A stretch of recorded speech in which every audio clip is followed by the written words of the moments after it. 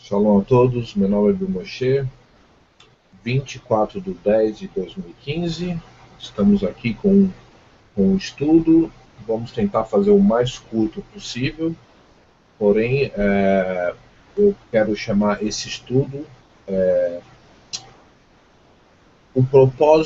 qual o propósito da Trindade?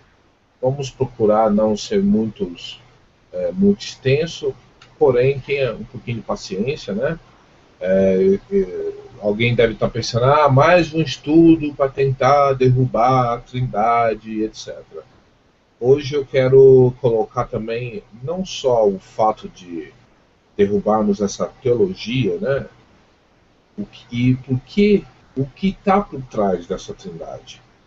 Então não vai ser uma coisa muito formal, vamos, lógico, estar mostrando textos, mostrando pontos históricos, mas o principal que eu quero falar é o porquê que foi criada essa teologia e o que essa teologia impacta o povo de Israel. Vamos analisar aqui para você começar a pensar, né?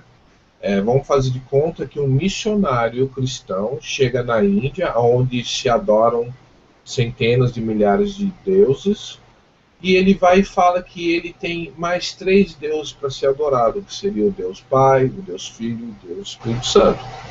Agora, se esse missionário chega num lugar onde a idolatria prevalece e fala que todos esses deuses são falsos e que só há somente um Criador dos céus e da terra, e esse Criador enviou o seu Filho como representante dele, como um apostolado, como um apóstolo, né? Eu vou provar que o Mashiach é um apóstolo, tá? E que esse mensageiro tem uma mensagem que veio direto da boca do Eterno.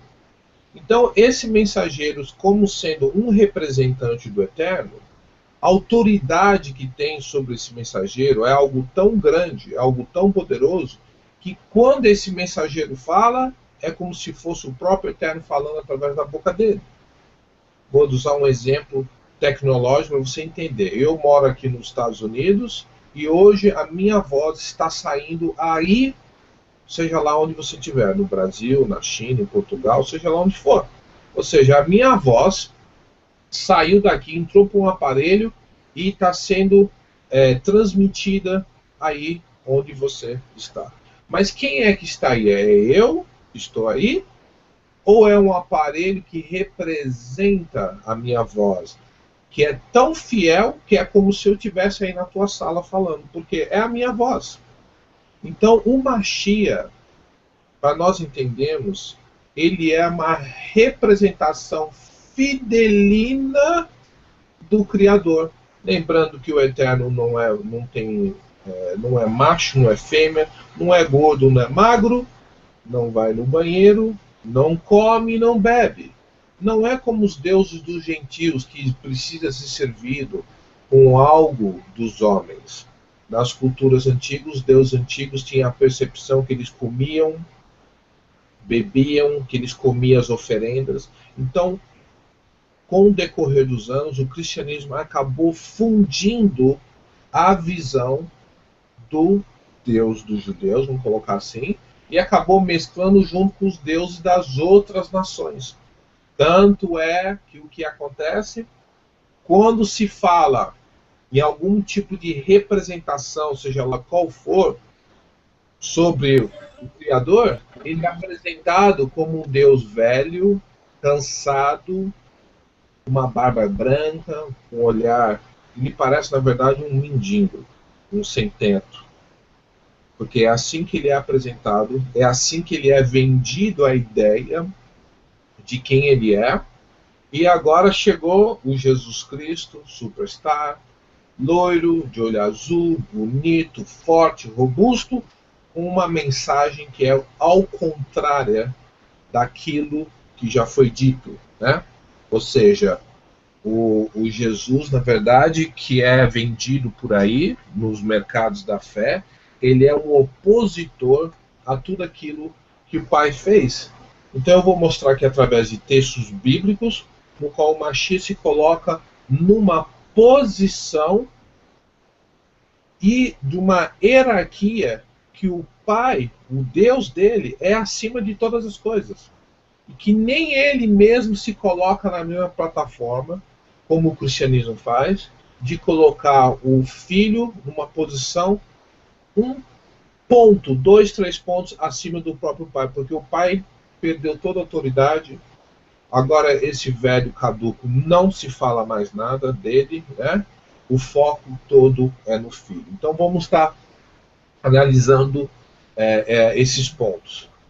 Para a introdução aqui, eu quero tocar aqui o que é conhecido no mundo do povo do Eterno, que é o Shema Israel, e o que significa esse Shema, e que é o pivô do povo do Eterno, e é uma das razões que o povo do Eterno também tem sido perseguido e destruído por causa do Shema.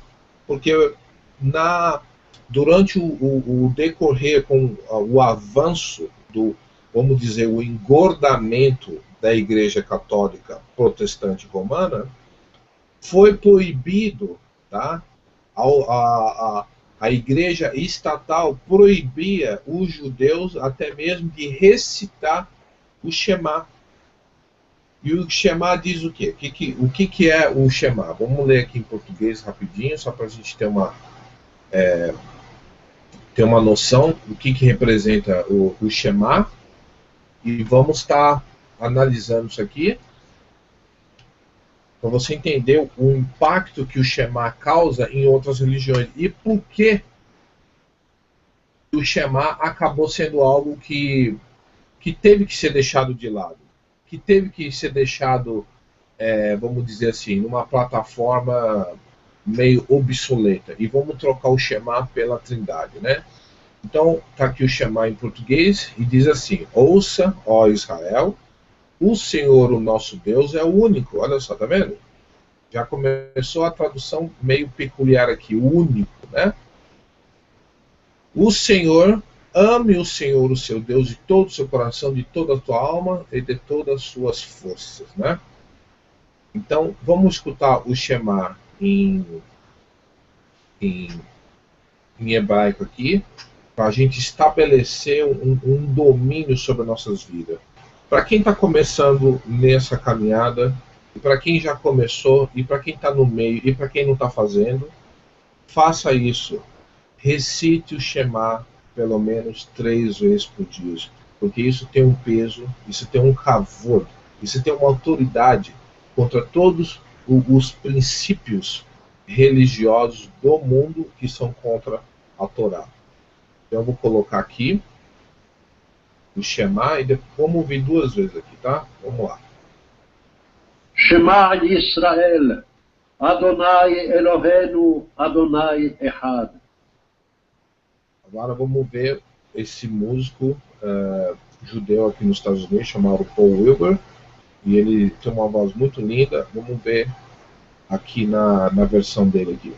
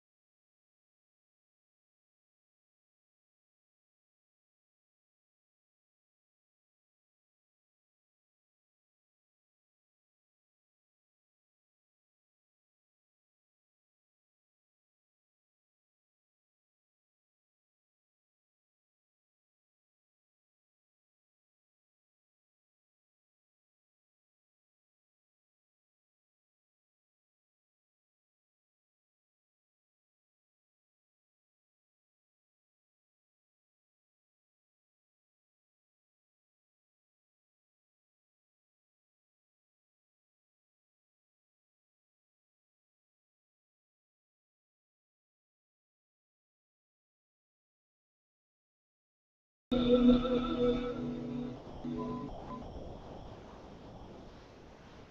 bem, bendito seja o Eterno.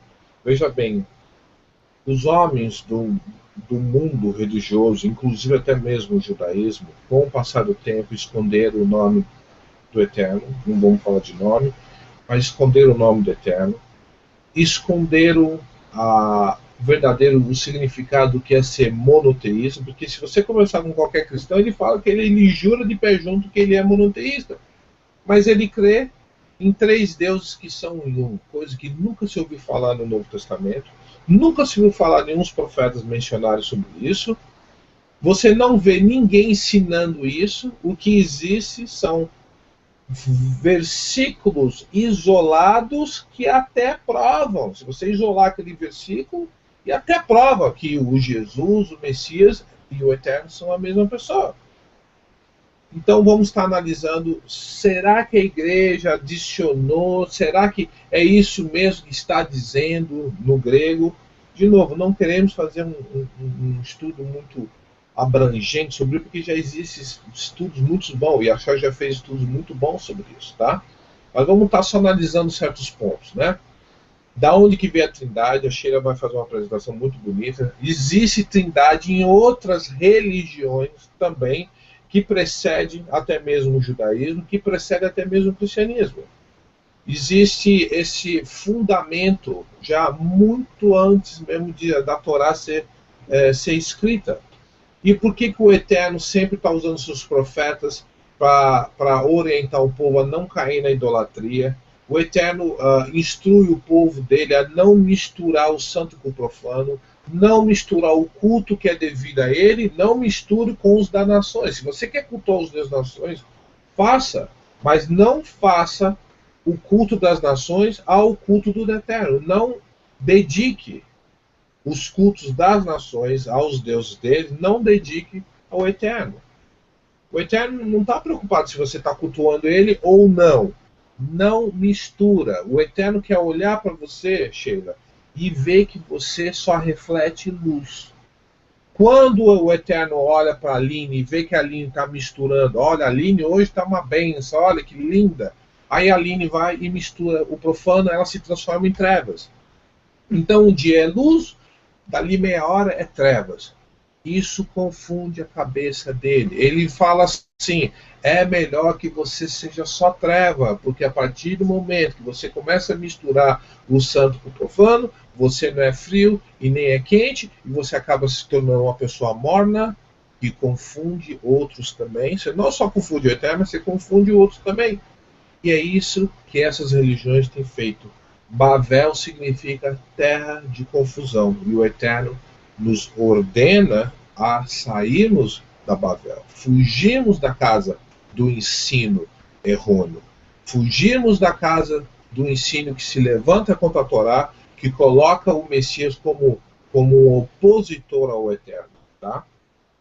Nesse mundo religioso cristão, você pode crer em tudo, mas se você não crê na Trindade, você é automaticamente desqualificado para a salvação. O próprio Calvino diz que uma vez salvo, sempre salvo, mas quem não crê na Trindade não vai ser salvo.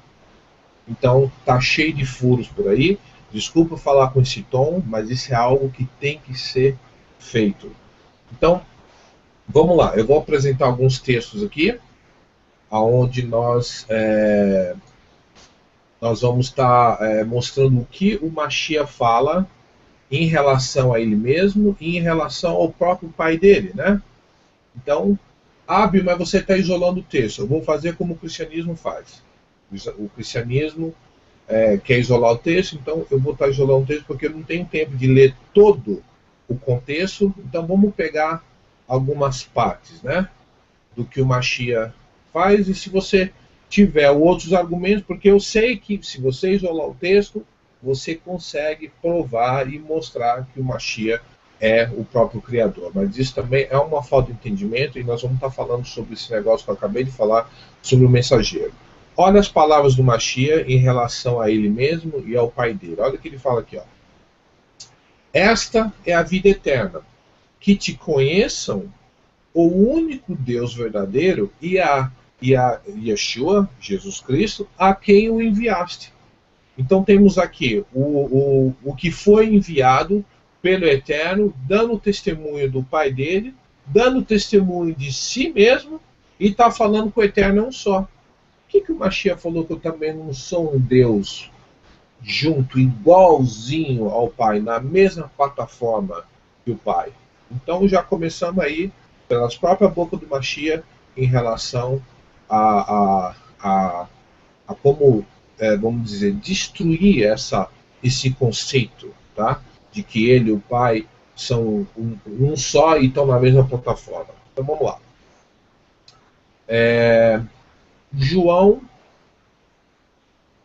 João 10:30. Eu e o Pai somos um.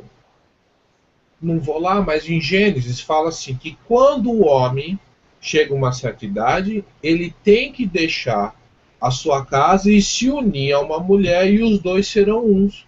Então quer dizer que agora esse homem agora ele virou mulher e essa mulher virou homem?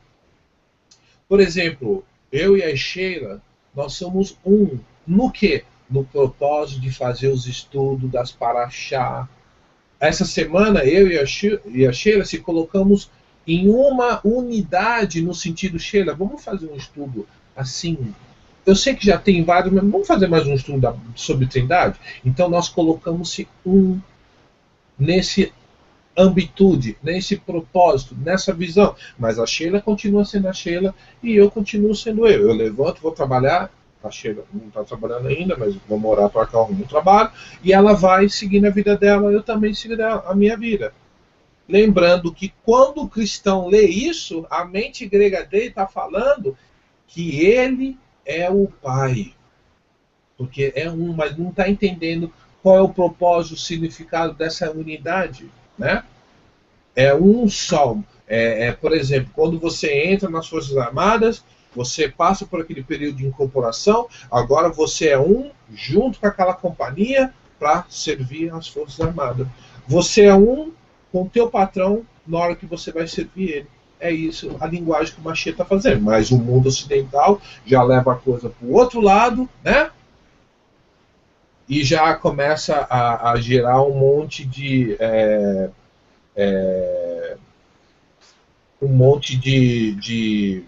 de ideias, né, que nada tem a ver, né? Ah, outra aqui, vamos usar de novo as palavras do Mashiach, né? Além de, olha, Paulo é tremendo, mas vamos ficar com as palavras do Mashiach. Vamos ver o que o Mashiach fala. Vamos ver aqui.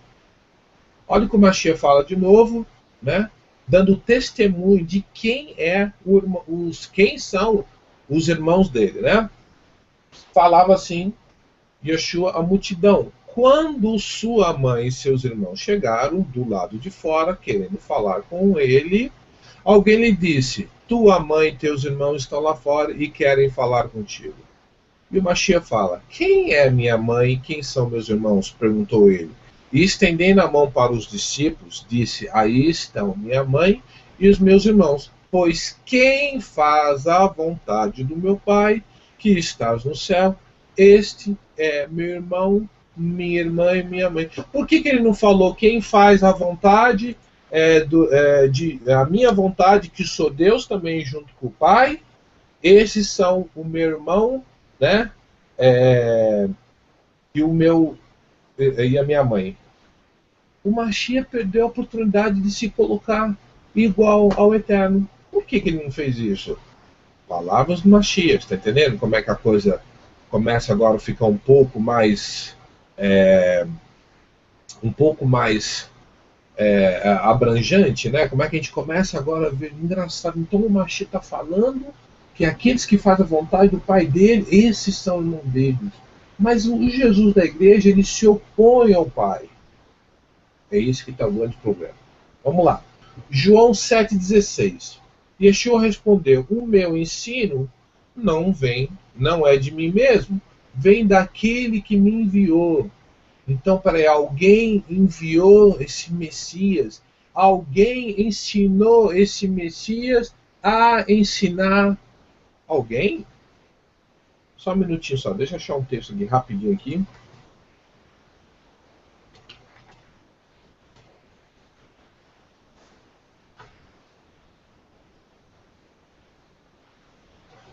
Olha só. Então, esse Messias enviado, quem o enviou? O Pai. Ok? Então vamos para Hebreus 3, né? Olha só. Portanto, santos irmãos, participantes do chamado celestial, fixem os seus pensamentos aonde? No Mashiach, apóstolo e sumo sacerdote que confessamos. Olha essa tradução. Para o enviado do Eterno. A palavra apóstolo significa enviado, tá? E que no hebraico é um termo agrícola que está associado com produção de frutos. Estão entendendo? Então esse Mashiach foi enviado por alguém, esse alguém é maior do que ele, e ele não veio derrubar quem o enviou, meus queridos. Olha o que ele fala aqui, ó. O meu ensino não é de mim. De onde que veio o ensino dele? Será que esse Messias é um rebelde e veio se rebelar contra os judeus, os fariseus hipócritas que odiavam a verdade? Vamos ver aqui, ó. Olha aqui, ó. Hebreus 7,16, né? O meu ensino não é de mim. Outra tradução, né? A minha doutrina não é minha, ó, mas daquele que me enviou. Que Deus que é esse que tem que obedecer um outro Deus e que não tem a própria doutrina dele?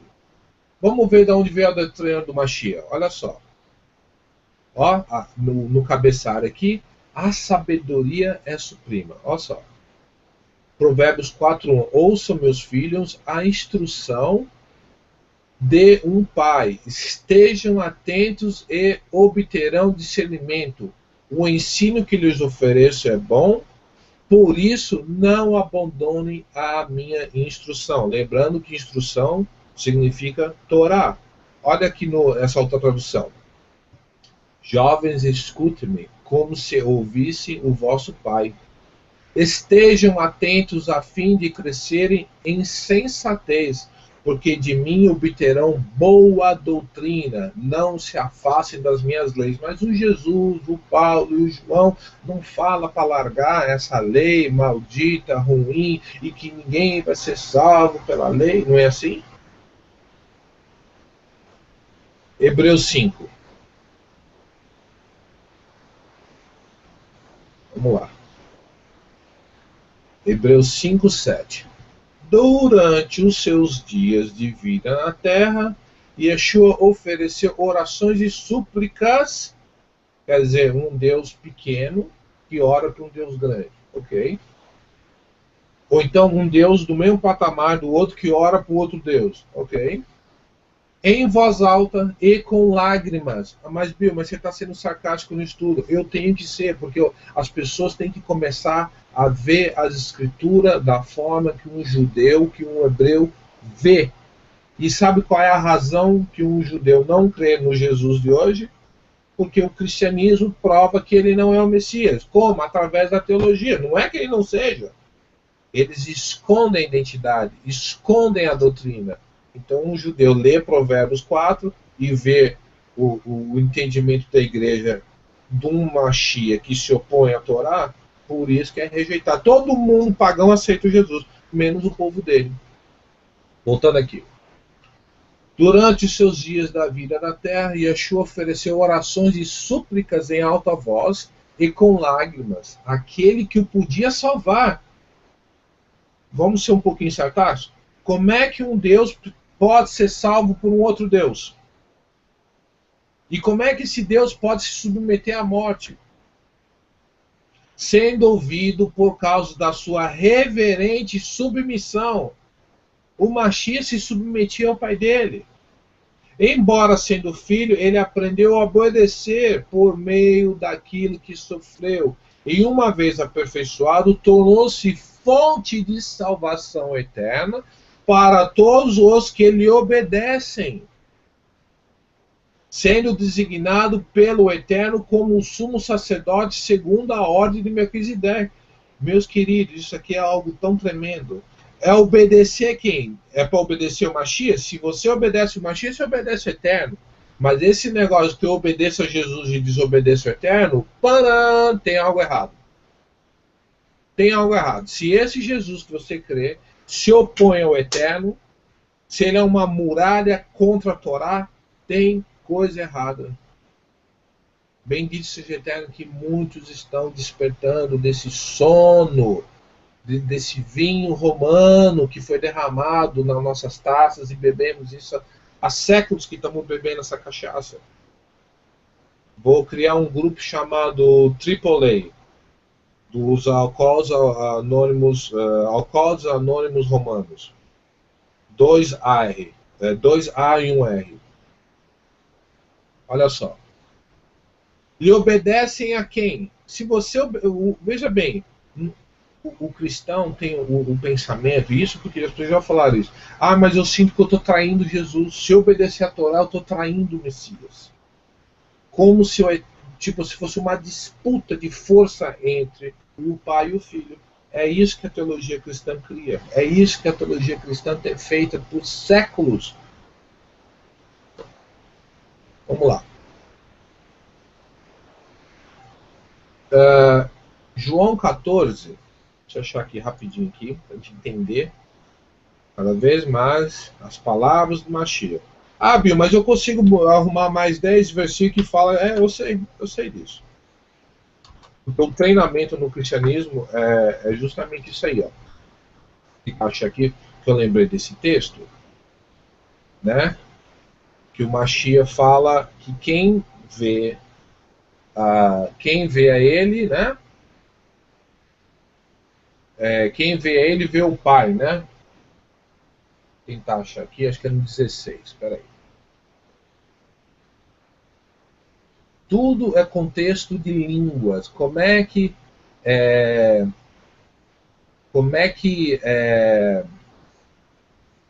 certas coisas que estão certas coisas que o Mashiach está falando, o contexto dele, lembrando que ele não falou isso em português, não falou isso em grego, tá? Eu vou achar isso aqui rapidinho, olha só um minuto. Outra coisa também, tá? Os que estão de fora e veem nós nessa visão, eles pensam que nós estamos querendo deixar o Messias de volta, de lado, e alcançar o Pai sem o Messias. Olha só, o conceito de mediador sempre existiu desde da fundação do mundo, tá? Sempre o homem precisou do Messias. Quando Adão está lá no jardim, se relacionando com o Eterno, ele está se relacionando com o Mashiach. Sempre foi assim e nunca vai ser de uma outra forma. Não existe negócio de você ir direto ao Eterno. Você precisa do mediador. E o mediador sempre foi o próprio Mashiach. Deixa eu tentar achar esse texto aqui. Ó, olha o que ele fala aqui. Ó. Respondeu, no 6, né? Respondeu Yeshua. Eu sou o caminho, a verdade e a vida. Ninguém vem ao Pai se não for por mim. Por quê? Porque ele é um mediador. Se vocês realmente me conhecessem, conheceria também o meu Pai. Já agora, vocês o conhecem e o têm visto. Quem viu o Eterno? Como é que você vê um ser maravilhoso, glorioso, gente? Se você vê o Eterno, você cai morto, você morre na hora. Mas não é isso que ele está falando, não é uma visão ocular, gente. É uma visão de relacionamento. Quantas vezes você vai, às vezes você está num salmo, você está orando, então você está lendo as escrituras, você sente o Eterno. O que é melhor? Você ver o Eterno ou você sentir a presença do Eterno? Sentir a presença do Eterno. Porque essa caminhada não é por visão, não é por sinais e maravilhas. E o que mais tem atraído o povo às igrejas hoje é o que? Sinais e maravilhas.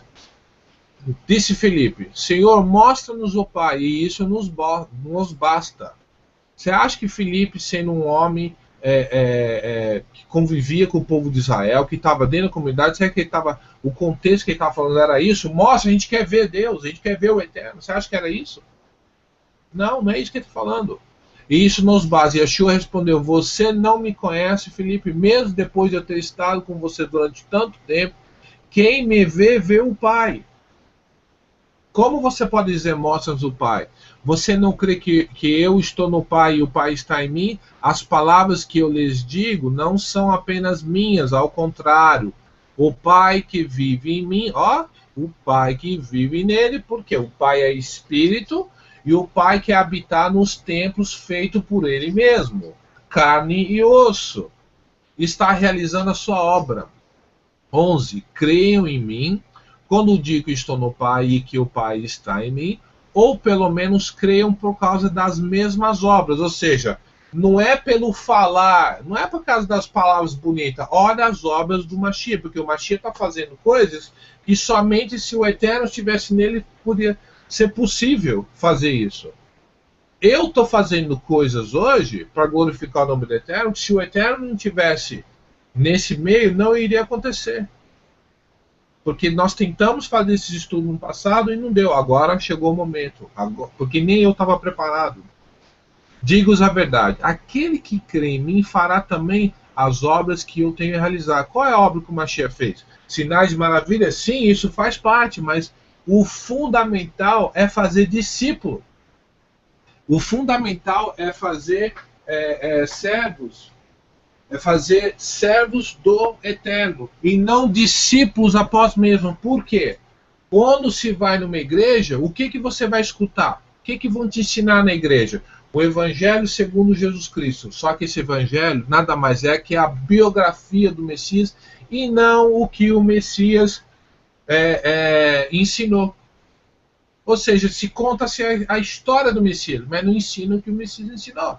E o foco acaba sendo o quê? No Messias. Ou seja, o cristianismo é cristocêntrico. Se foca no Messias. O Messias se foca no Pai e o cristão se foca na historinha, na biografia que Jesus foi ali, foi na casa da Renata, sentou, tomou um café, passou não sei aonde, comeu um sanduíche, fez um milagre.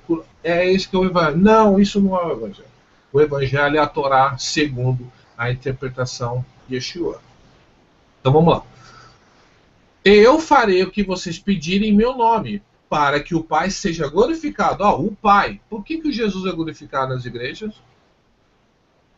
No Filho, o que vocês pedirem em meu nome eu farei. Eu vou colocar aqui uma pequena imagem aqui, rapidinho aqui, só para vocês entenderem o que eu estou falando em relação ao mensageiro, né? Então vocês entenderam, o Messias é um apóstolo, né? Então eu vou mostrar aqui uma, vamos dizer assim, né? Uma, como é que pode se dizer?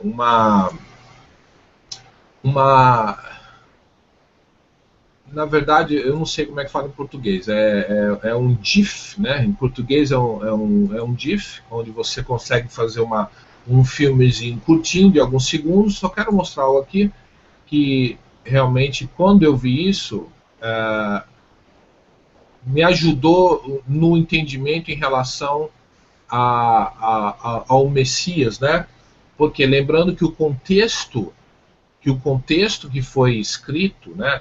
As escrituras é um contexto baseado no mundo antigo, tá? Não é baseado no mundo moderno, né? Então eu vou aqui colocar aqui só para a gente ter uma ideia, né? Quem assistiu esse filme 300, né?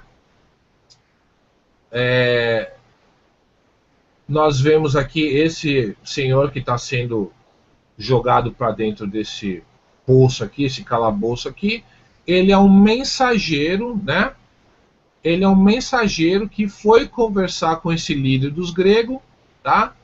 E ele pediu praticamente, o que ele pediu ali, que eles se entregassem a ele, né? E ele vem em nome do Deus dele, né? Ou seja, os espartanos, né, receberam esse mensageiro e esse mensageiro falou: olha, vocês têm que se render a nós. Eu venho no nome do meu Deus, fulano de tal, da terra de tal, do país tal, e a mensagem que eu tenho é essa para você. E quando ele começa, você vê no linguajar dele, quando ele começa a conversar entre eles, ele fala assim: você sabe que se você matar o mensageiro, é como se você tivesse matado o próprio rei. Então vem o Mashiach, o mensageiro. O Mashiach é colocado a morte no madeiro. É como se fosse feita uma declaração de guerra. Mas tudo isso tinha um propósito, não foi surpresa, tá? Havia necessidade. Então, quando esse mensageiro está tomando esse chute no peito aqui, é como se o Esparta tivesse feito isso com o líder deles. Estão entendendo, meus amigos? Não existe diferença. A linguagem que o Mashiach está falando no mundo antigo é a mesma que desse filme. Tanto é que existe aqui num linguajar, aqui no inglês, o Ed talvez deve conhecer, que diz assim, quando você vai dar uma má notícia para alguém, né, automaticamente as pessoas têm a mania de levantar as mãos e falar assim, não matem o mensageiro, don't kill the messenger. Ou seja, porque você matar o mensageiro, você não está matando a mensagem, pelo contrário, você está declarando um ato de guerra. Então, quando o Mashiach fala, eu e o Pai somos um, quem me vê, vê a mim. Quem me vê a mim, vê o Pai. Mas, espera aí, o Pai é macho, é fêmea, é gordo, alto?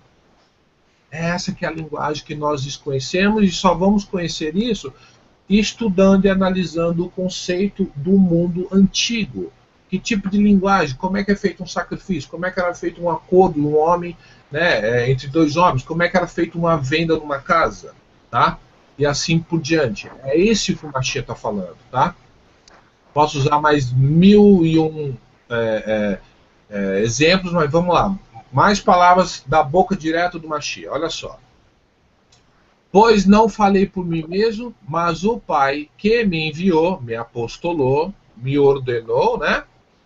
O que dizer, o que falar. Então, quer dizer, tudo que ele está falando por ordem de alguém, né? E não por ordem dele mesmo, né? Bom, que mais a gente poderia estar falando aqui? Ah, tá. É bem comum nós que negamos a Trindade, eles falam, vocês não creem no Espírito Santo. A gente não gosta de usar esse termo, né? Mas seria o Espírito de Santidade, né? Então, olha só que eles falam assim, aí eles usam esse texto. Ontem o rapaz lá, o Rafael, usou esse texto para nós, né? Olha que ele diz assim, ó. Mas se o nosso evangelho está encoberto para os que estão perecendo, e que está encoberto, o Deus desta era cegou o entendimento dos descrentes, para que não vejam a luz do evangelho da glória de Cristo, que é a imagem de Deus. Ó, tá vendo? Tá vendo, Bill?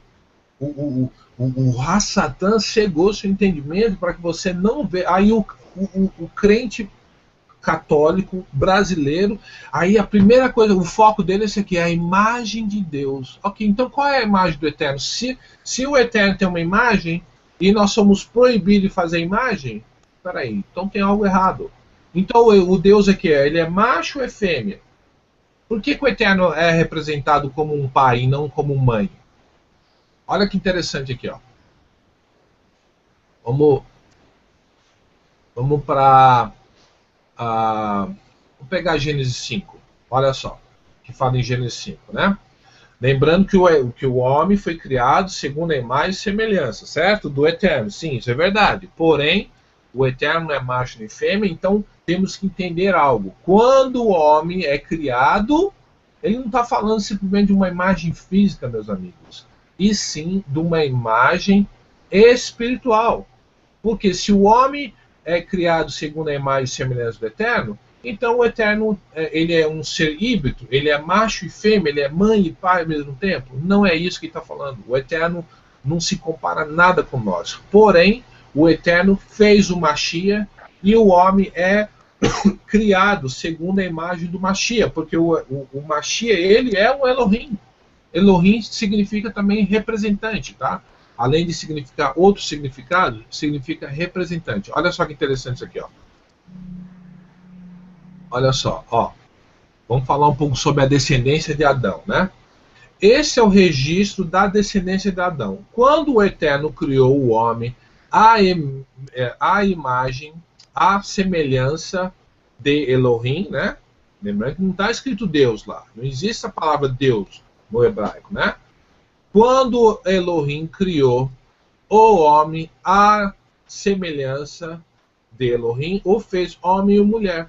Os criou. Quando foram criados, ele os abençoou e o chamou homem, né? Adam, né? Que significa humanidade, né? Olha que interessante isso aqui.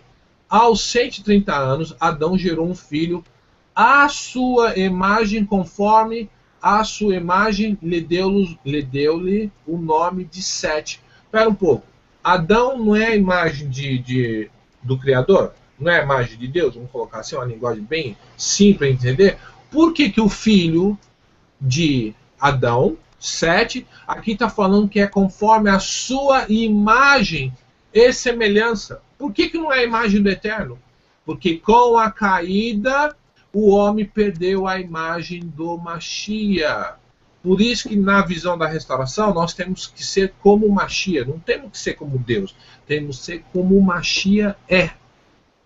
Estão entendendo agora? Porque com a queda, o homem... Mas espera aí. Se você olhar para Adão, você continuava vendo a imagem dele. Se você olhava para Havá, você continuava vendo a imagem dela. Então, o que está acontecendo? O que é que ele está falando? Não é uma imagem física, queridos. Porque o homem deixou de ser o representante, deixou de ser um enviado, deixou de ser um apóstolo, porque a imagem foi corrompida. Por que que o Mashiach é chamado de segundo Adão? E o Mashiach está falando, eu sou a imagem do Deus vivo. Por quê? Não peca. Ele obedece ao Eterno. Ele não peca porque ele tem poderes mágicos que não deixa pecar. Porque ele optou em se submeter ao Eterno como ele sempre se submeteu. Você acha que o Mashiach não viu a rebelião que o Hassatan causou no reino do Eterno? O Mashiach viu isso. Bom, eu acho que já deu para colocar bastante coisa aí, né? Temos aqui Gênesis, João 1, que alguém deve estar pensando, né? No princípio era aquele que é a palavra, né? O próprio Mashiach falou, toda a doutrina, todas as palavras que o Eterno fala para mim, eu falo com vocês aqui em aberto. Ele estava com o Eterno, lembrando que a palavra Deus não existe no hebraico, ele era Elohim, aquele que serve, né? Ele é o braço direito do Eterno. Essa sempre foi a posição dele. Ou seja, o Mashiach tem um início que precede a humanidade humana, tá? E ele estava com o Eterno, ele era o Eterno que estava com o Eterno no princípio. Então como é que é? Tinha dois deuses no princípio? Ah, então vocês não creem no Espírito Santo. Então vamos lá, vamos mostrar o Espírito Santo, né, o Espírito de Santidade no chamado Velho Testamento. Olha só. Êxodo 31:3. E o enchi do Espírito do Eterno, dando-lhe destreza, habilidade em plena capacidade artística. Ou seja, havia, sim, o Espírito do Eterno já... Ó, não existe negócio de Deus Pai e Deus Espírito Santo, tá? O Eterno é Espírito. Tá entendendo? O Eterno é Espírito. O Eterno não é homem, não é macho, ele é Espírito. E o próprio Mashiach falou que esse Espírito tem que ser adorado em Espírito e em verdade. Rapidinho aqui, já vou passar o microfone para a Sheila para fazer a parte dela. Olha que interessante isso aqui, ó. No Ezequiel 36, explica o que é o verdadeiro, vamos dizer, batismo. O que é você estar cheio do Espírito do Eterno. Olha só. Porei o meu Espírito em vocês e os levarei a agirem segundo os meus decretos e a obedecerem fielmente às minhas leis. Para fechar aqui, vamos lá, vamos ver isso se cumprindo em Atos. Não é esse batismo que se tem por aí. Atos 5. Olha o que fala aqui em Atos 5. Aqui, ó.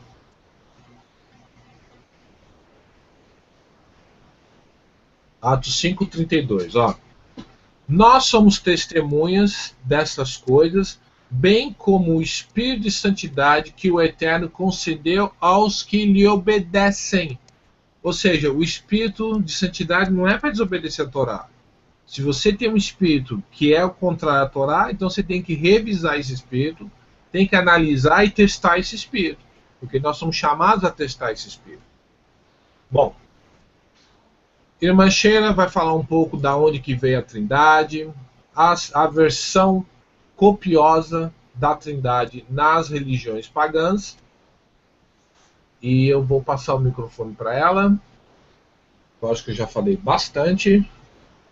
É contigo, irmã Sheila. Shabbat Shalom a todos.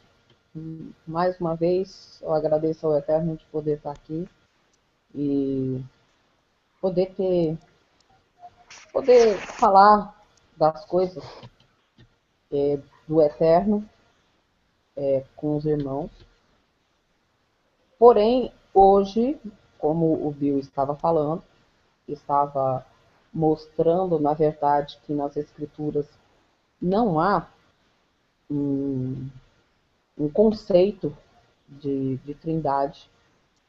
O que tem muito, na verdade, ou é o que eu chamo, às vezes, e isso irrita um pouco, né, as pessoas, né, as pessoas que defendem, né, o conceito da trindade.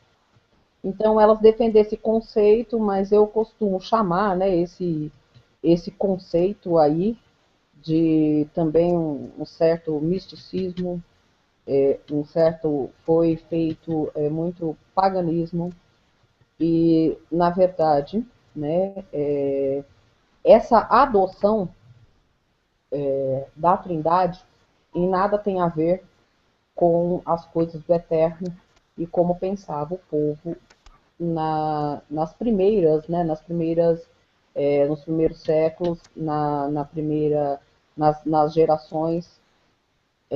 O que é falado muito, né, falado do conceito do Espírito Santo, onde se tem a palavra Espírito Santo nas Escrituras, no hebraico é Ruach ou Ruha. Algumas pessoas falam de uma forma, outros falam de outra, mas é só uma questão de dialetos. Tá? Lembro-me bem que quando eu estava, isso há uns 20 anos atrás, mais ou menos, eu devia ter eu tinha o quê? 18, 17 anos.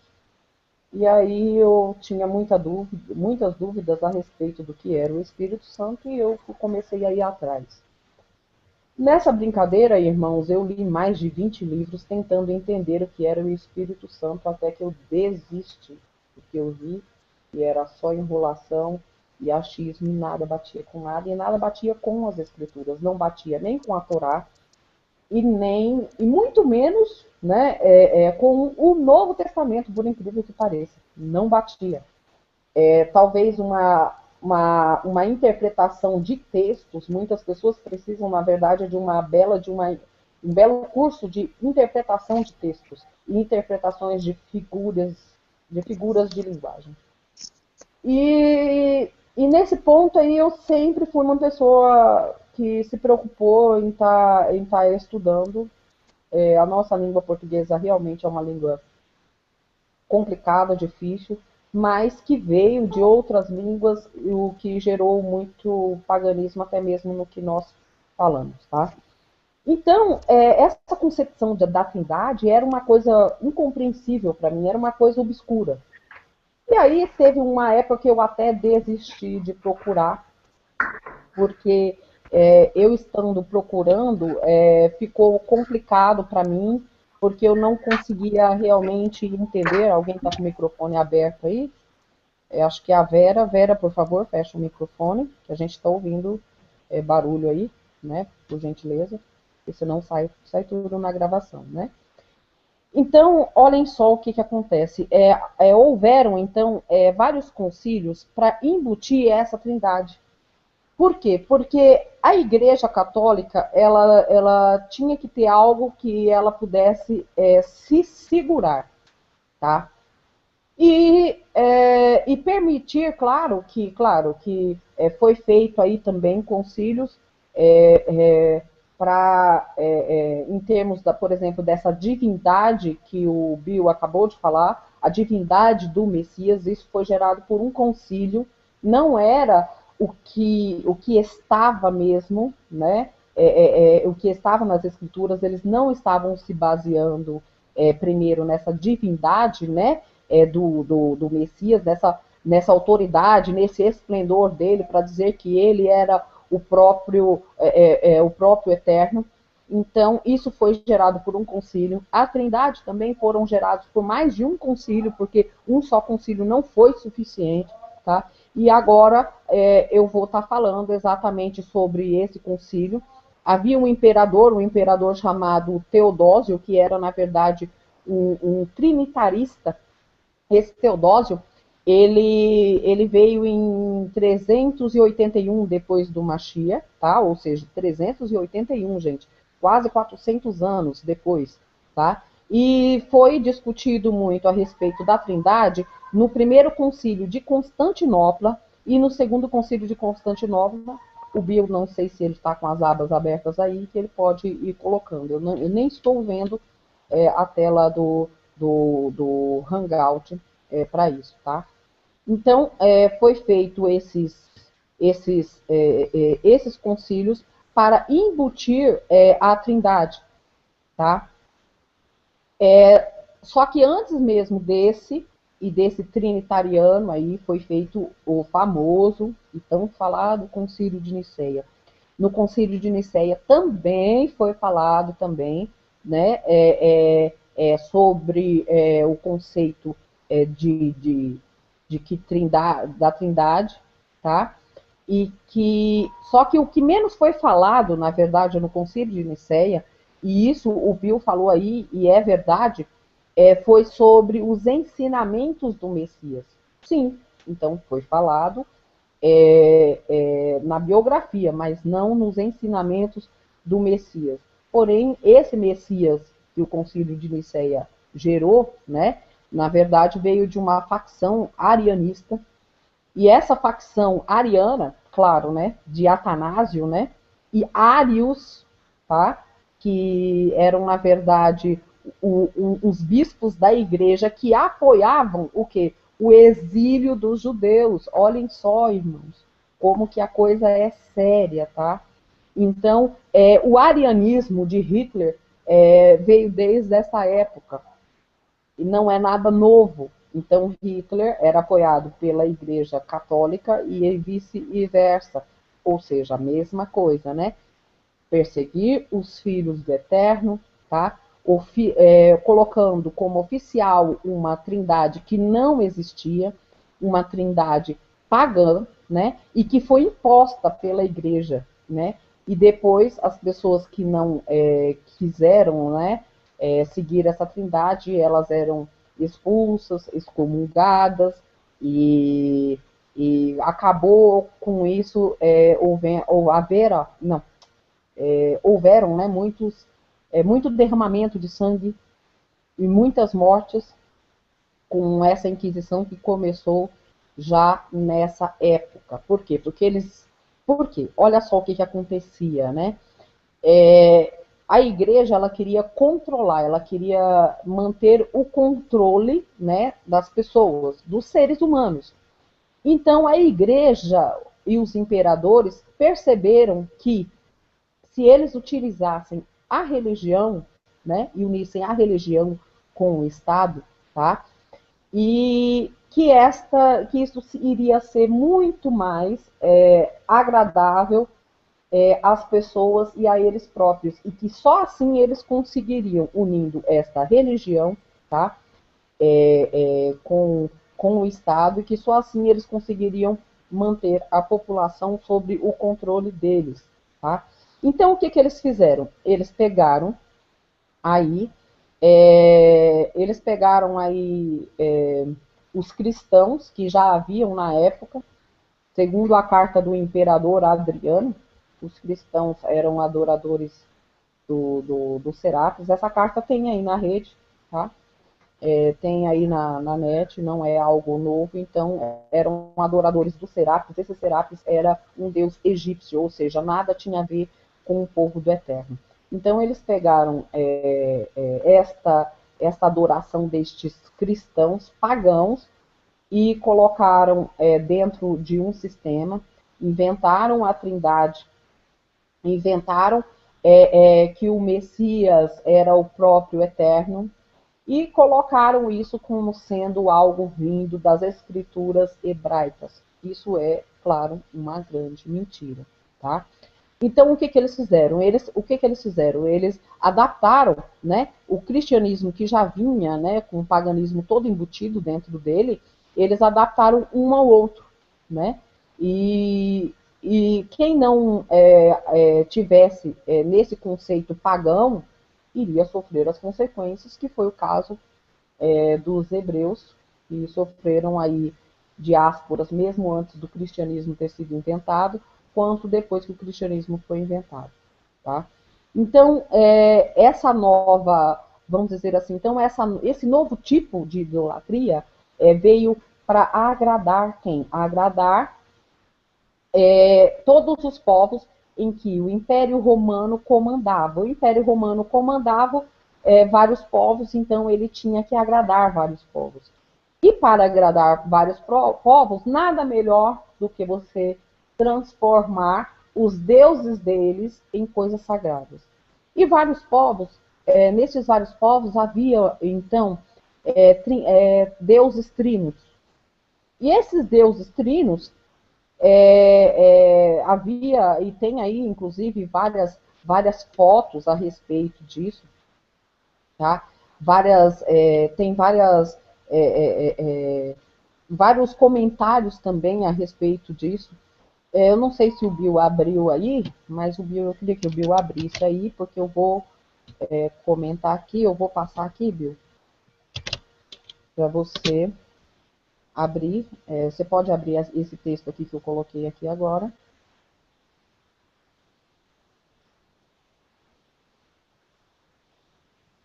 Ele vai abrir o texto. Pode descer.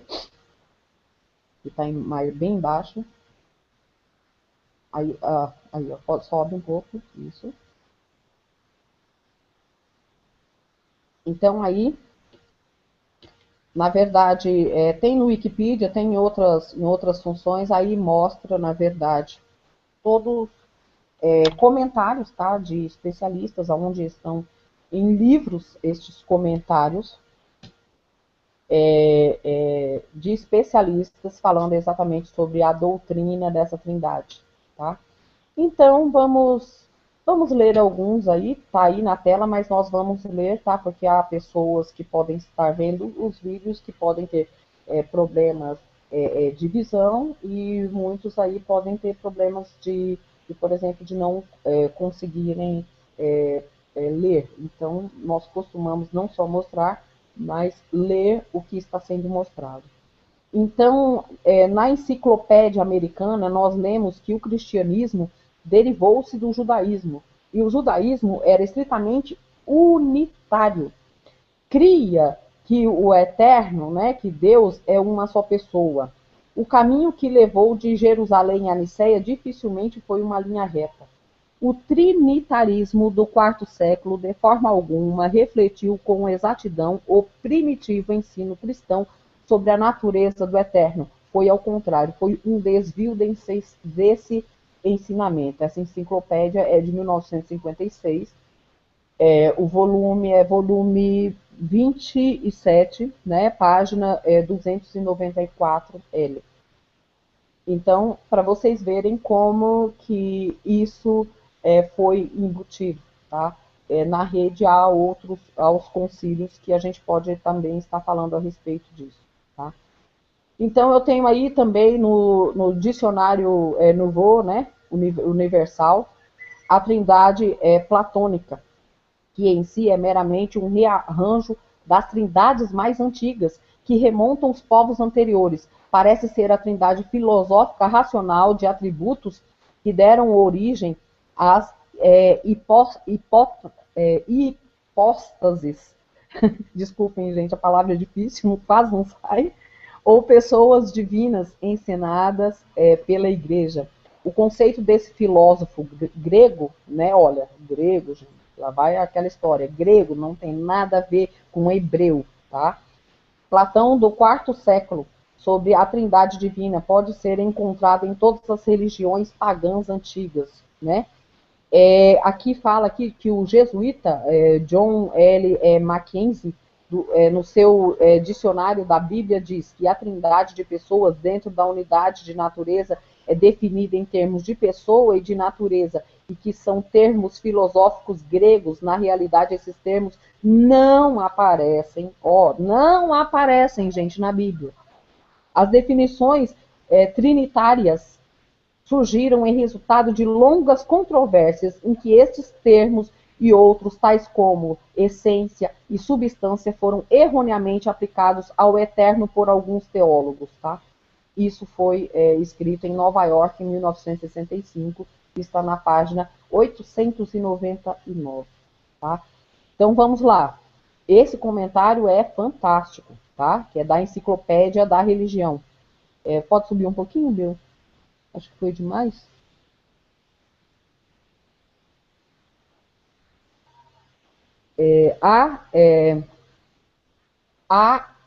O reconhecimento da parte do exegetas e de teólogos da Bíblia, incluindo um número constantemente crescente de católicos romanos, de que não se deve falar do trinitarianismo no Novo Testamento sem sérias restrições. Há também o reconhecimento intimamente paralelo da parte de historiadores e dogmas e de teólogos sistemáticos de que, quando se fala de um trinitarismo irrestrito, passa-se do período das origens cristãs para, digamos, a última quarta parte do quarto século. Foi somente então que aquilo que se pode chamar de dogma trinitarista definitivo, ou seja, um Deus em três pessoas, se tornou cabalmente assimilado na vida e pensamento dos cristãos. A fórmula em si não reflete a imediata consciência do período das origens. Ela foi o produto de 3 séculos de desenvolvimento doutrinal, ou seja, isso está na nova enciclopédia católica. O cristianismo não destruiu o paganismo, ele adotou do Egito e vieram as ideias de uma trindade divina, né? O Will Durant, que é um historiador. A trindade era uma das principais preocupações dos teólogos egípcios. 3 deuses são combinados e tratados como se fosse um único ser, a quem se dirigem no singular. Deste modo, a força espiritual da religião egípcia, que a religião egípcia mostra ter um vínculo direto com a teologia cristã, ou seja, é um livro que fala sobre a religião egípcia. Ô Bill, você pode colocar aí também aí os deuses egípcios, né? Lá o Osíris, Íris, né? Horus. Eu não sei se você acha aí a fotinho fácil, para colocar para que os irmãos saibam do que se trata, né? Não sei se você consegue trazer isso. Ele vai trazer aí a foto. Pode aumentar. Essa era a principal trindade egípcia, tá? Ísis, Osíris e Horus, tá? Horus, que está relacionado ao Deus Sol, Horus, que está relacionado ao domingo, que é guardado até hoje pela Igreja Católica. E claro, eu estou falando, quando eu falo de Igreja Católica, eu falo também de protestante. Por quê? Porque o protestantismo não protestou contra isso. Até porque eu gostaria que alguém me provasse que Lutero deixou de ser padre algum dia. Como eu também gostaria que alguém me provasse que João Ferreira de Almeida deixou de ser padre algum dia. Eles nunca deixaram de ser padre. Na verdade, o protesto deles era referente às indulgências que a igreja pedia aos ricos, tá? E muitas dessas indulgências foram também usadas no tempo, principalmente de Martim Lutero, para construir o Vaticano, por incrível que pareça. Então, na verdade, o protesto deles era em relação ao dinheiro exorbitante que o Vaticano pegava em relação a isso tudo aí, né? E ai, gente, é tão difícil falar porque é tanta coisa, tanta coisa. Ai, ai. É tanta coisa, né? Eu queria que o Bill descesse mais o texto aí, tem mais uma coisinha aí que a gente tem que falar aí, é esse texto aí. Ok. Se o paganismo foi conquistado pelo cristianismo, é igualmente verdade que o cristianismo foi corrompido pelo paganismo. O puro deísmo dos primeiros cristãos foi mudado pela Igreja de Roma para o incompreensível dogma da Trindade. Muitos dos dogmas pagãos inventados pelos egípcios e idealizados por Platão foram retidos como sendo dignos de crença. Está no livro História do Cristianismo. Vamos lá. A doutrina da Trindade foi formada de maneira gradual e comparativamente tardia. Teve a sua origem numa uma fonte inteiramente estranha às escrituras judaicas e cristãs. Claro, a gente sabe que não é cristão, a escritura é judaica. E cresceu e foi enxertada no cristianismo pelas mãos dos pais platônicos. Tá? Aqui é o livro A Igreja dos Primeiros Séculos. Então, nós vamos ler aí um segundo trecho aí. Podemos traçar a história dessa doutrina e descobrir a sua origem, não na revelação cristã, mas sim na filosofia platônica. A Trindade não é uma doutrina de Cristo e dos apóstolos, mas sim uma ficção da escola de posteriores platonistas, tá? Eu não sei como que fala essa palavra aí, viu? Que entende aí de inglês, ele pode falar aí essa palavra aí de maneira correta em inglês, tá? Na verdade, com um comentário que foi assinado por esse historiador que chama Querubim, tá? No dia 30 de janeiro de 2007. Bill, você pode abrir então aí, vamos falar agora a respeito exatamente desses séculos todos, né? Esses séculos todos em que foi colocado essa trindade e foi, na verdade, imposta essa trindade para que essa trindade, vamos dizer assim, pegasse entre o povo, para que, vamos dizer, na gíria hoje, né, a gente fala, mas isso não pegou, mas aquilo pegou, ou seja, aquilo foi instituído, aquilo foi aceito. Então, na verdade, nós temos aí, vamos lá, Bill, vocês podem ou até pegar essas bases, tá? Em concílios, né? Então, nós temos concílio de Niceia, nós temos concílio de Constantinopla, tá? Deixa eu me lembrar, tem outro concílio, que é o concílio de peraí, ai, gente, eu esqueci o nome. Calcedônia, esse nome, e tem o concílio de Éfeso. Na verdade, esses concílios, sendo o primeiro concílio em 325, dia 20 de maio, né, a 25 de junho de 325, foi o concílio de Niceia. O primeiro concílio de Constantinopla foi de maio a julho de 381.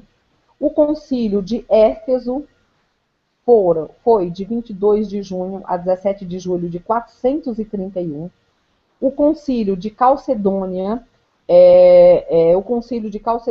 foi de 8 de outubro, né, a dia 1º de novembro de 451. O segundo concílio de Constantinopla foi no dia 5 de maio, né, ao dia 2 de junho de 553, todos depois da era cristã. Tá? Então, nós temos aí, seria muito importante que todos vocês conseguissem estar estudando concílio por concílio. Se fôssemos falar desses concílios, cada um falar separadamente desses concílios, nós levaríamos pelo menos 3 horas ou 4 em cada um, né? E este vídeo, na verdade, seria para mostrar as fontes, para que isso seja um incentivo, que as pessoas que ainda estejam enganadas com essa doutrina falsa da Trindade, que estas pessoas possam, na verdade, estudar estes concílios e ver que, na verdade, foi uma farsa, tá, irmãos? É uma farsa. Por isso que eu não conseguia entender essa trindade, isso há 20 anos atrás. Depois de muito tempo que eu comecei a entender, através do estudo até do paganismo, de outras religiões pagãs que adoravam deuses trinos, é que eu comecei a entender que realmente tinha algo de muito errado, que aquilo que me ensinaram, né, que haviam três deuses, que na verdade eu tenho o Uruha, né, que é simplesmente sopro, vento, tá? Não tem nada. Claro, é um vento, é um sopro, existe um poder, claro, sobre isso, porque é o poder que dá este vento e que dá esse sopro. O Eterno mesmo conferiu este sopro a Adão, quando ele fez Adão, e claro, através dele confere a todos nós o sopro de vida. E isso é o que é chamado Ruha, ou seja, o Espírito do Eterno. O Espírito do Eterno, quando falam que o Espírito do Eterno habita em nós, é no sentido de que, como Adão teve uma vida, foi dado a vida a Adão através do sopro do Eterno, nós temos a nossa vida. Esse é o verdadeiro Espírito do Eterno que habita em nós, tá? Mas isso não quer dizer que todas as pessoas do mundo estão com o Eterno, que todas são filhos do Eterno, porque o próprio Messias falou que irmão dele é quem obedece ao pai dele. Então, como o Bill colocou aí, nós temos estes concílios, tá? E agora, um pouco aí, infelizmente, não tem como eu não falar a respeito de alguns deuses pagãos, né? Então, desde o hinduísmo, na verdade, já havia aí e viveu, né, junto com a época dos sumérios. Os sumérios também eram adoradores de deuses trinos. Esses deuses trinos eram, na verdade, adoração a decaídos, tá? Junto nessa mesma época, eu tinha lá, então, na Bavel, eu tinha lá o dono da Bavel, que era o Nimrod, que foi considerado depois de morto como sendo um deus, mas viveu aqui na Terra como um ser humano. Eu tinha Nimrod, eu tinha Semiramis, eu tinha Tammuz, tá?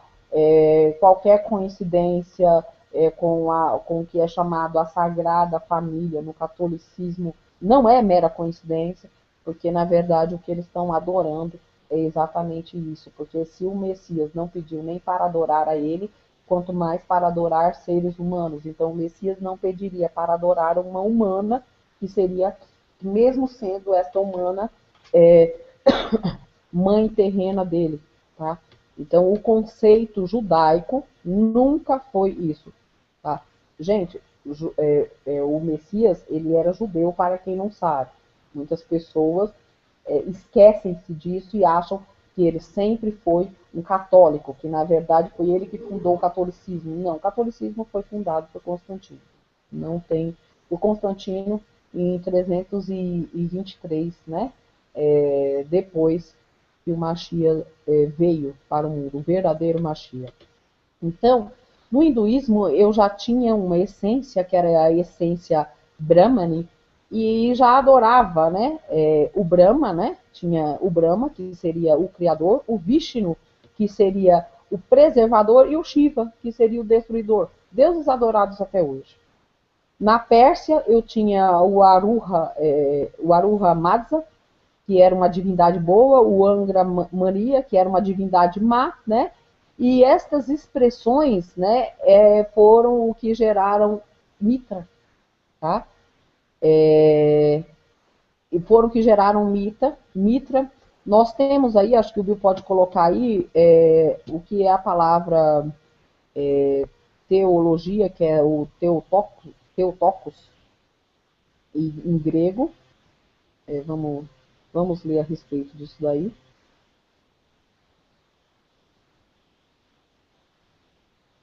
Então, isso foi o título grego, né, de Maria, né, usado especialmente pela Igreja Ortodoxa e igrejas orientais católicas. E a sua tradução para o português inclui portadora de Deus, Traduções menos literais incluem Mãe de Deus. Católicos anglicanos e algumas denominações protestantes usam com mais frequência o título Mãe de Deus do que Theotokos, né? Diversos padres da Igreja nos primeiros 3 séculos defendem Maria como Theotokos, como Orígenes, Atanásio e João Crisóstomo. E o Concílio de Efésio que decretou essa doutrina, viu, gente? Concílio de Efésios, né? Éfeso, né? Nós estamos acostumados a falar de Efésios das Escrituras, mas é a mesma cidade. Trata-se da mesma cidade. Porém, não foi um concílio instituído pelo Paulo, tá? O Paulo não falou isso nas cartas que ele fez para Efésios, tá? Para os Éfesos, né? Então, esse concílio, vocês podem olhar aí, que esse concílio, viu? Você pode até clicar em concílio de Éfeso aí, e ele vai diretamente, tá? Então, isso, na verdade, foi mais um paganismo instituído. Por quê? Porque esta Maria, mãe de Deus aí, é referente à rainha dos céus, a Ísis, a Semíramis, é tudo a mesma deusa. Então, quando você pega todos estes, isso que foi paganizado, tá? Que foi paganizado e foi instituído na igreja, na verdade está sendo, você está adorando os mesmos deuses. Também havia também na Suméria, tá, o Enki, que era o deus dos resíduos aquosos, o Enlil, que era o senhor das tempestades, e Anu, que era o senhor dos céus, tá?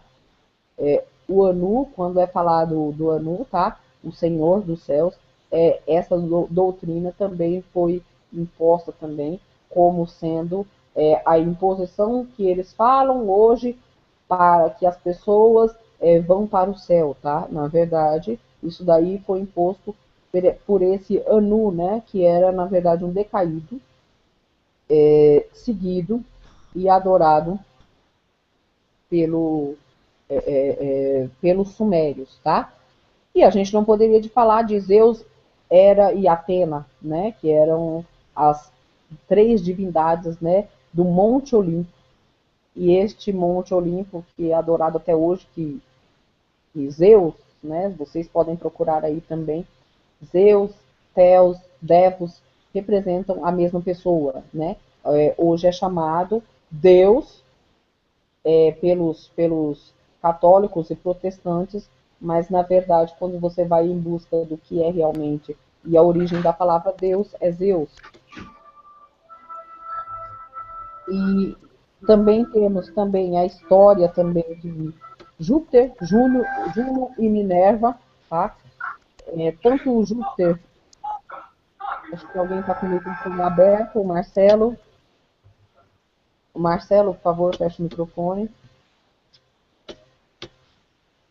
Então, quando nós temos aí, nós temos essas divindades. Nós temos essas divindades e Juno, na verdade, é adorado até hoje no mês de junho, tá? O mês de junho, na verdade, é uma adoração a Juno. Temos as divindades aí importantes também, as 3 divindades, que é o Odin, o Thor e o Frey também, né? O Thor, que hoje temos filmes falando do Thor aí, tem um filme aí do Thor aí, estilo Jesus, também não é coincidência, tá? Porque esse Jesus, que é ensinado aí pelas igrejas, não não é não é o filho, né, do Eterno, né? Você vê que hoje nós temos aí estas adorações todas a estes deuses e nós nem sabemos da onde que veio todas essas adorações a estes deuses. Bill, você está aí com os outros concílios abertos, né? Concílio de Nicéia, está aí, né? Você pode clicar aí, só para mostrar para as pessoas, tá? Que é algo fácil de se achar.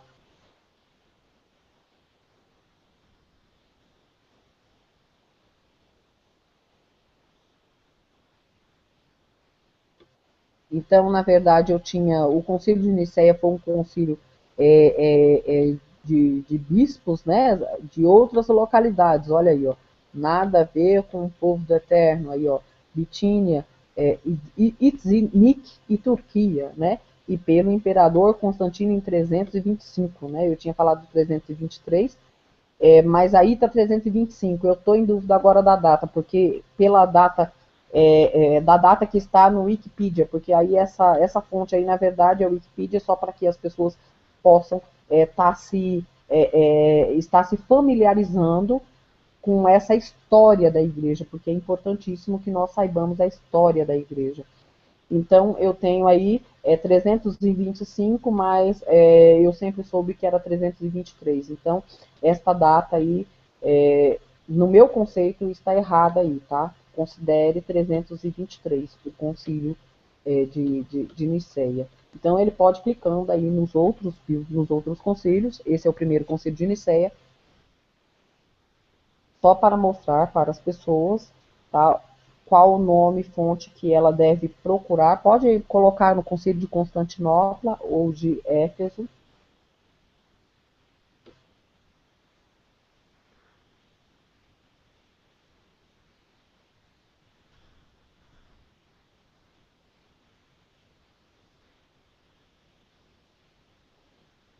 Ele está abrindo aqui, ele abriu aqui, ó, o Concílio de Constantinopla, tá? Aqui tem fotos a respeito disso. Sheila, só um minutinho aqui, só uma pausinha aqui no concílio de Nicéia, só para ficar bem claro aqui, algo que também, que é assim, o prelúdio, né, de uma decisão que foi tomada aqui, que era justamente essa questão da Trindade, mas também da mudança em relação à celebração de Pêssah. Não é assunto, mas para você entender que até então o povo que cria no Mashiach celebrava a Pêssah judaica, né? Ou seja, perdão, não judaica, a Pêssah das Escrituras, e não essa Pêssah aí de você estar comendo porco e no segundo domingo, não sei do que. Só um minutinho, deixa eu achar aqui, só para ficar aqui, ó. Tá vendo aqui, ó? Pontos discutidos no Sinodo eram a questão ariana, porque a versão ariana era que o Mashiach não era um ser divino, como isso causou assim algo realmente de um rebuliço, vamos colocar assim, e a celebração da Páscoa, né? Deixa eu tentar achar aqui, deixa eu clicar aqui, isso aqui vai levar para lá ou não. Não é aqui. Mas nesse concílio, só para a gente poder avançar para outros concílios, entender que não foi o Mashiach, porque a razão que o cristão diz que não celebra a Pêssah é porque o Mashiach ressuscitou no domingo. Isso não tem nada a ver. Não é esse a questão. Ô, Bill, olha só o que está escrito aí, né? Você saiu da onde estava escrito, acho que desce mais. Olha só o que está escrito aí sobre antissemitismo, olha.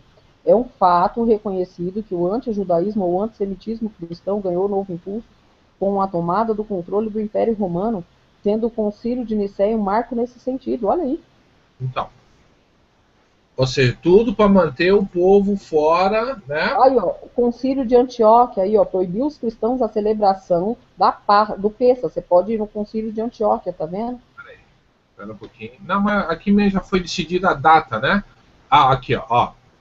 A cristandade do século II não concordava sobre a data da celebração da Páscoa, da ressurreição.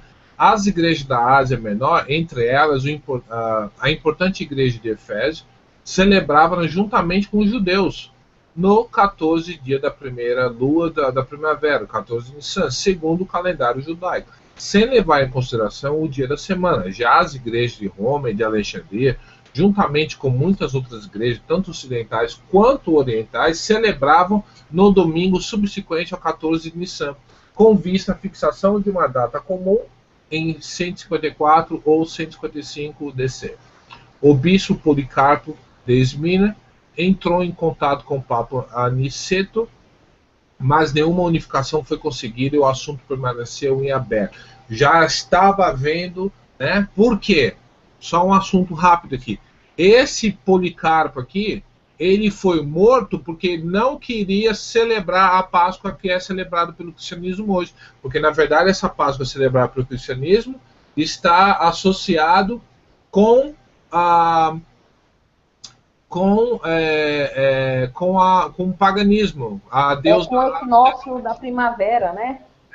A deusa da fertilidade, porque veja bem, Páscoa no Brasil, em português é Páscoa, né? Em inglês é Pessa, né? Em hebraico é Pessa, em inglês seria Passover, só Passover, que passou por cima, né?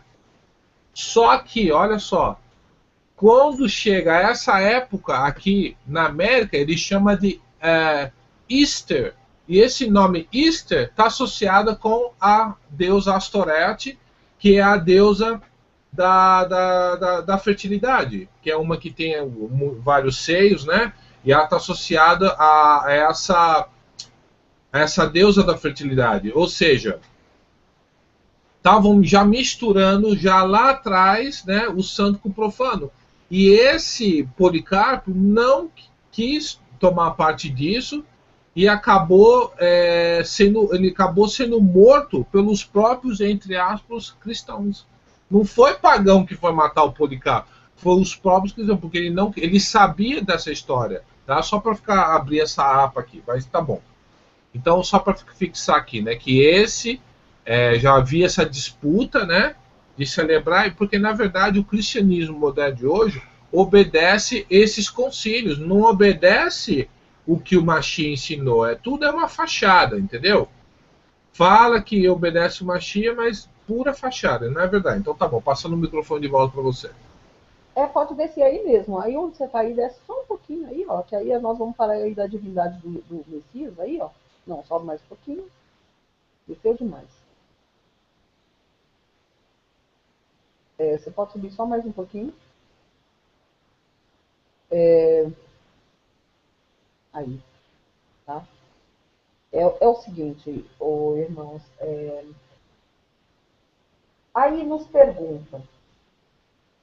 Olha, mas vocês realmente têm uma grande paciência em estar ensinando, né, em estar falando para os cristãos, né, do que está acontecendo. Muitos acabam nos julgando como pessoas que estão, na verdade, tirando sarro, né, que estão, na verdade, debochando, né, dos cristãos. Não, mas nós, vendo tudo isso, nós realmente temos que debochar do cristianismo, porque na verdade é uma mentira tão grande, que foi feita durante mais de 4 séculos, tá? Foi arranjado durante mais de 4 séculos essa mentira, e essa mentira foi muito bem arquitetada, e por isso que está até hoje aí cegando as pessoas, fez com que nós todos nos contaminássemos de uma forma assim terrível, tá? Com todo o paganismo, que não tem nada a ver com o povo do Eterno. O povo do Eterno é errado, é um só, tá? Da mesma forma que o Eterno é um só. E todos nós somos um só em acordo, tá? Mas em acordo com o Eterno.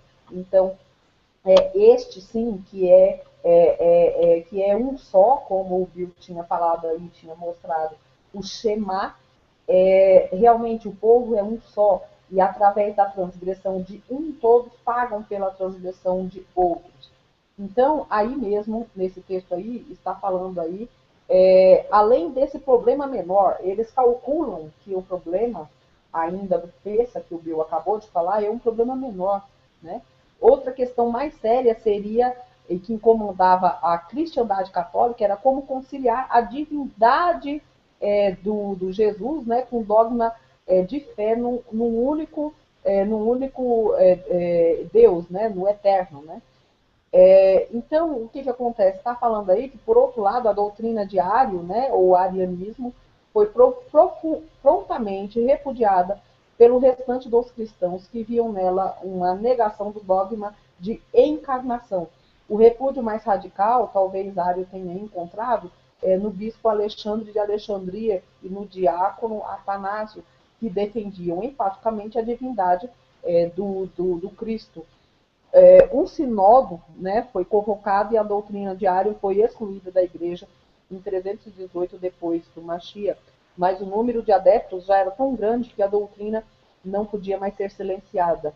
E a situação se agravava cada vez mais, e desejoso de resolver de vez a questão, o imperador Constantino, que recentemente, no ano 324 depois do Mashiach, havia acrescentado o Império Romano do Oriente e seus domínios, e convocou esse concílio ecumênico, né, dessa igreja, dessa religião, em que nada tem a ver, tá, com o soberano, né, de Abraão, Isaac e Jacó, e nem muito menos com a Torá, e muito menos, tá, com o Novo Testamento, porque muitas pessoas alegam, mas isso está no Novo Testamento. Tem muita coisa lá que está realmente corrompida. Nós ainda estamos descobrindo, depois de muitos anos de estudos, várias corrupções que estão lá. Mas, não digo, claro, não afirmo, e nem o Bill afirma também isso, de que deva ser dispensado. Tá? O Novo Testamento tem que ser usado sim, mas tem que ser usado sim, desde que a base seja a Torá, irmãos. Então, depois de todas essas mentiras, nós vemos aí que o povo ainda continua nessa cegueira, foi enganado. Nós todos aqui, que estamos aqui nesta sala, fomos enganados. Fomos enganados por algo que foi muito bem arquitetado. Não foi um ano, foram centenas de anos para chegar aonde está hoje. Então, não foi algo do dia para a noite. Tá? Mas, de qualquer forma, depois disso, nós tivemos uma Inquisição que durou 1.700 anos e que estamos prestes a realmente ter uma nova Inquisição. Porque o povo, na verdade, hoje está voltando a perseguir de tão cegos e alucinados, porque não veem a verdade, porque não estudam a verdade, tá? Seguem a igreja e não o verdadeiro eterno, e não o que o eterno pediu. A igreja que aboliu a lei, a igreja que na verdade adora outros deuses, eles estão seguindo essa igreja e não seguem o que é verdadeiro. E quando falamos nisso, olha, gente, nós estamos enfrentando aí problemas grandes com as pessoas que não conseguem estudar isso, não querem estudar, não querem ter, porque estão confortáveis aonde estão. Está confortável estar lá na igreja, está lá com a família, que também não quer estudar, então está bem confortável para eles. Infelizmente, amados, eu tenho que falar isso. A gente não pode deixar de estar falando, aí é verdade, muitos vão odiar esse vídeo. Mesmo nós mostrando fontes. Então nós temos aí as fontes, aí muita gente reclama, mas a fonte é o Wikipedia. Na verdade, nós mostramos o Wikipedia porque é uma fonte assim, de mais fácil, um fácil entendimento, para que a pessoa possa, depois daí, procurar outras fontes, tá? Porque existem várias, nós mesmos temos várias fontes que comprovam tudo isso que nós estamos falando, para procurar essas outras fontes que já têm termos mais técnicos, que as palavras já são mais difíceis de serem usadas e, na verdade, entendidas pela população em geral. E esses vídeos que nós fazemos é para a população em geral. Esses vídeos é para idoso, esse vídeo é para quem tem problema de cegueira, esse vídeo é para quem tem problema até, por exemplo, pessoas que não sabem ler, pessoas ainda que estão ainda enganadas por esse cristianismo. O intuito dos vídeos exatamente é passar para estas pessoas isso. Passar o quê? Passar que nós através de vários estudos, nós vimos que realmente existem várias mentiras. Não sou eu que estou falando, não é o Bill que está falando. São especialistas, pessoas, historiadores, pessoas que estudaram muito e que está aí em várias fontes, né? Então, em vários livros, como eu já tinha lido aí no início, enciclopédias. Então, amados, um conselho: estudem. Só estudem para que nós não sejamos enganados novamente. E para que depois que nós saibamos a verdade, não nos levem de volta. Porque muitas pessoas, até mesmo nossas famílias, tentam nos levar de volta para essa mentira. Tentam nos levar de volta a gente blasfemar, porque na verdade essas mentiras são uma blasfêmia contra o eterno sem tamanho. As pessoas que adoram essa trindade não estão adorando ao eterno, não estão adorando, não estão fazendo jus, tá, a função do Mashiach. Qual foi a função do Mashiach? A função do Mashiach foi, muitas pessoas falam, a função do Mashiach foi o quê? Foi salvar? Não, a função do Mashiach foi perdoar pecado. E o que é pecado? Pecado é a transgressão da lei. E a transgressão da lei é iniquidade. Então, juntem essas palavras, gente. Juntem essas palavras. Procurem o significado real dessas palavras. Tá? Cuidado com as fontes que vocês usam. Porque a igreja, ela formulou e ela tem os seus emissários da mentira. Ela tem emissários que até hoje procuram, na verdade, fontes para a mentira que eles arranjaram durante todos esses anos. Isso vai levar muitas pessoas ao extermínio. Por quê? Porque se você está enganado, hoje, com toda a ferramenta que nós temos, porque é realmente profetizado que quando chegasse ao final, e por isso nós sabemos que estamos no final, que o conhecimento se multiplicaria. Mas também que o amor se esfriaria. E o amor está relacionado a quê? Nas Escrituras, o amor está relacionado à justiça. Justiça sem lei não existe. Então, o que todos esses concílios fizeram? Eles fizeram tudo isso para que a lei fosse abolida. E hoje a lei, eles falam que a lei foi abolida, que a lei não vale mais, porém não buscam nenhuma fonte. Mas querem se manter nisso para poder o quê? Para poder ter uma justificativa para pecar, para continuar pecando. Hoje eu tenho que me negar a pecar. Eu tenho que me negar a não transgredir, a transgredir a lei. É muito difícil num mundo paganizado. Então, na verdade, o plano foi um plano realmente de Ra-Satã, tá? Um texto que eu sempre uso, 2 Tessalonicenses 2. Ali diz que o plano de Ra-Satã era exatamente esse, era exatamente fazer com que eu tivesse um Deus que se sentasse na cadeira de Deus como sendo Deus. Que esse Deus negaria a verdade, negaria que seria um Deus de iniquidade. Depois, nesse mesmo texto, ainda fala que ele agiria com o quê? Ele agiria com prodígios e milagres. Então, foi um plano muito bem arquitetado. E hoje, nós estamos aí lutando contra esse plano. Então, quando nós lutamos contra esse plano, não lutamos com pessoas, nós lutamos, na verdade, com potestades do mal, potestades terríveis que estão aí em toda essa mentira, propagando mais ainda essa mentira. A cada dia que passa, em todos os lugares, se abrem mais igrejas. Para quê? Para propagar a mentira.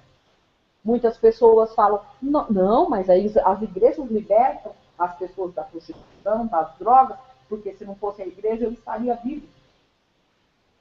Aí eu vou e respondo para a pessoa, tá, você não estaria vivo, mas não seria melhor, então, ter morrido e não ter se contaminado mais ainda?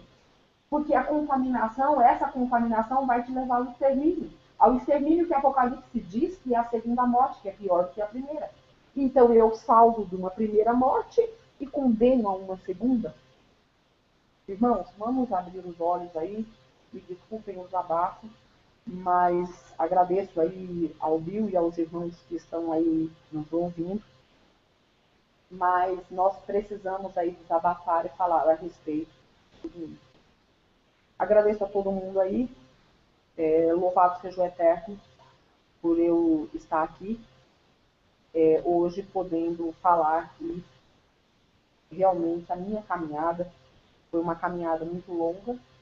Na época que eu comecei a caminhar, eu não tinha ninguém para me ensinar a não ser livros, e eu tinha que identificar o que era corrompido e o que não era. Eu tinha que ver a procedência, por exemplo, dos autores daquilo que eu estava lendo, para saber se ele estava contaminado ou não, se ele estava enganando, mais uma vez, ou não.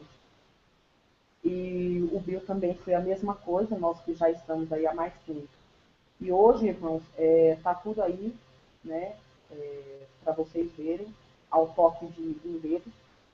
E louvado seja o Eterno, que se sintam agraciados pelo Eterno estar revelando as verdades. Não é a Sheila que está revelando, não é o Bill, é o Eterno que está revelando a todos vocês. Então, amados, muito obrigada aí por vocês estarem ouvindo. Se algum irmão aí quiser comentar alguma coisa ou fazer aí alguma pergunta, fiquem à vontade. Imagino que o Bill deva ter mais alguma coisa para estar falando aí com vocês. Bom, muito material foi apresentado, muita evidência, né? Como eu digo, não adianta, eu estou num chat aqui no Facebook aqui com os amigos aqui, e eles falam, larga esse negócio de história e leia a Bíblia. Até o Novo Testamento está corrompido, meus amigos. Existem enxertos no Novo Testamento. Olha que interessante isso aqui, ó. No Marcos 16, 9 e 20, existem enxertos que os copistas enxertaram. Tá? Quer ver? Vamos analisar aqui o que Marcos 16, do 9 a 20 está falando. Só para a gente analisar. Então vamos lá para Marcos. Para a gente poder ter uma análise, né, do que está sendo dito lá. E muita coisa, a própria mãe, quando eu falo a igreja mãe, eu estou falando da católica, tá? Porque todo o cristianismo veio da católica, tá? Não existe protestantismo, é algo novo, só tem 500 anos, tá?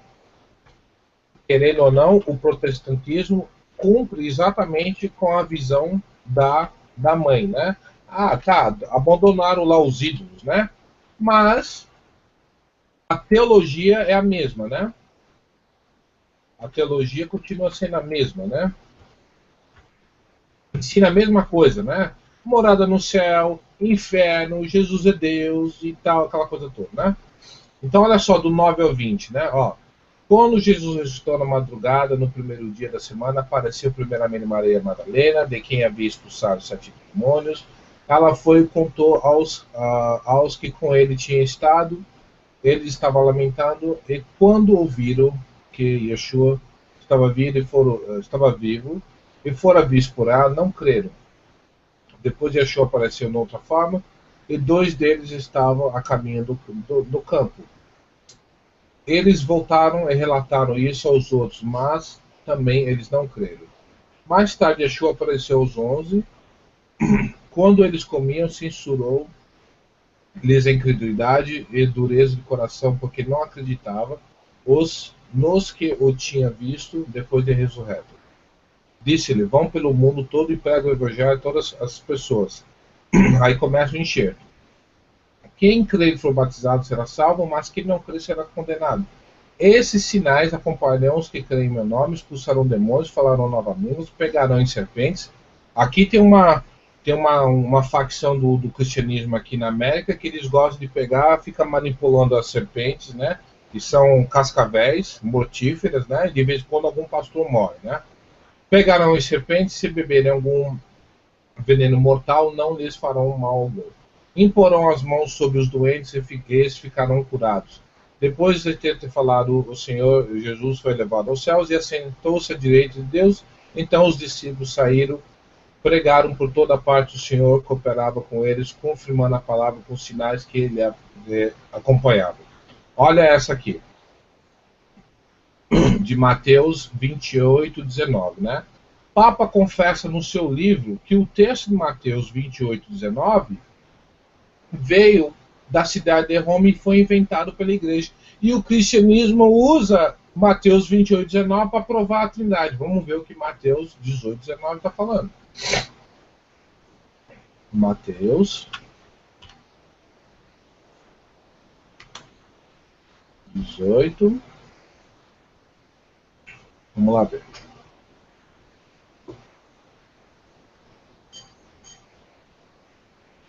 Digo-vos em verdade, tudo que vocês ligarem na terra será ligado no céu, e tudo o que vocês desligarem no céu será desligado na terra.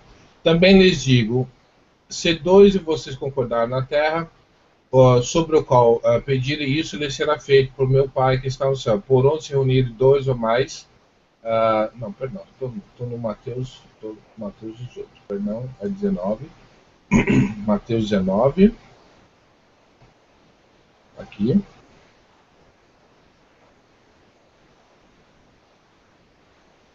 Não, perdão, é 28, perdão, 28 e 29, estou errado, só um minuto. Mateus 28.